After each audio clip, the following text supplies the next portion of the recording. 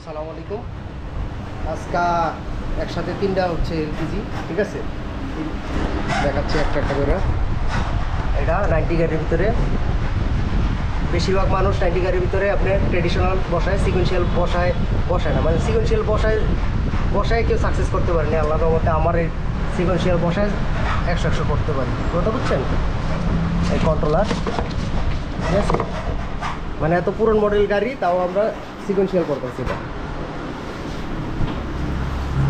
আর এটা এই বিটস গাড়ি করতেছি, এই জায়গায় ইঞ্জেক্টর বসবে,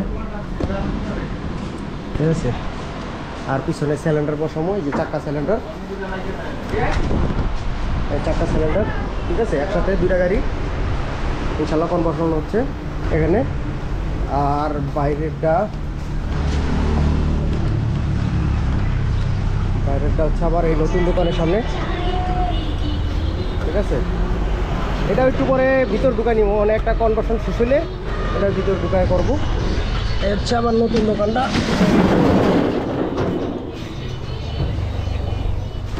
ঠিক আছে?